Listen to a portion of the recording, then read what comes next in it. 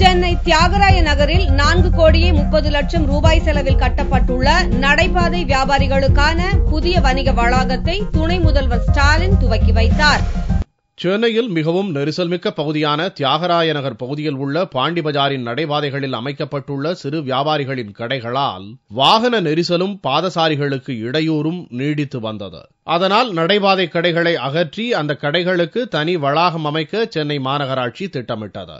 அதன்படி 4 கோடியே 30 லட்சம் ரூபாய் செலவில் பாண்டி பஜார் பகுதியில் லிப்ட் வசதியுடன் கூடிய 644 கடைகள் கட்டப்பட்டுள்ளன.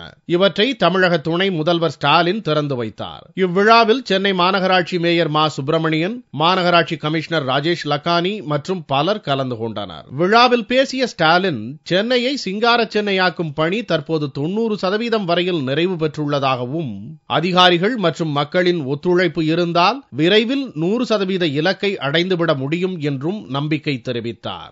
நான் மேயராக இருந்தபோது சென்னையை சிங்கார சென்னையாக மாற்றுவேன் என்று சொல்லி அப்பொழுது அந்த சபதத்தை பொறுத்த வரையில ஒரு 30-50% நிறைவேற்றப்பட்டிருந்தாலும் இப்பொழுது அது 50 தாண்டி இப்போது ஒரு 70 ஒரு 80 அதிகமான ஒரு 90% நிச்சயமாக அந்த இலக்கிற்கு நாம் வந்திருக்கிறோம்.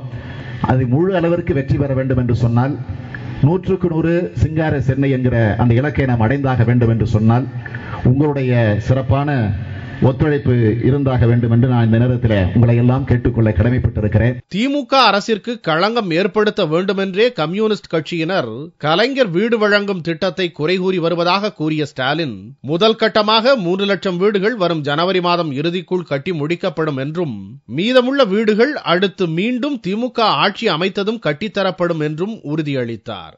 பாண்டியன் அவர்களாக இருந்தாலும் சரி, நல்லக்கண்ணன் அவர்களாக இருந்தாலும் அவளுக்கு தெரியும் இது அரசியல் பேச வேண்டும் என்பதற்காக நான் கேட்கிறேன், வேண்டுமென்றே ஏதாவது குறை சொல்ல வேண்டும், இந்த திட்டத்தை நிறைவேற்றக்கூடாது, நிறைவேற்றினால் இது கலைஞருக்கு இன்னும் பெருமை வந்துவிடும், இந்த ஆட்சிக்கு சிறப்பு வந்துவிடும் என்ற நிலையிலே தான் தவறான பிரச்சாரங்களை தொடர்ந்து நடத்தி கொண்டிருக்கிறார்கள். இந்த முதல் நிதியாண்டில் 3 லட்சம் வீடுகள் கட்ட முடிவு செய்து அந்த பணிகள் எல்லாம் நடந்து கொண்டிருக்கிறது. ஆக அந்த 3 லட்சம் வீடுகளும் வருகிற ஜனவரி மாதம் 31ஆம் தேதிக்குள் அந்த 3 லட்சம் வீடுகளும் நம்முடைய தமிழகத்தில் திறந்து வைக்கப்பட இருக்கிறது. சென்னை பாண்டி பஜாரில் அமைக்கப்பட்டுள்ளதைப் போல அயனாவரம், ராயபுரம் ஆகிய பகுதிகளிலும் நடைபாதை கடைகளுக்கு மாற்று கட்டிடம் கட்டப்பட்டுள்ளது.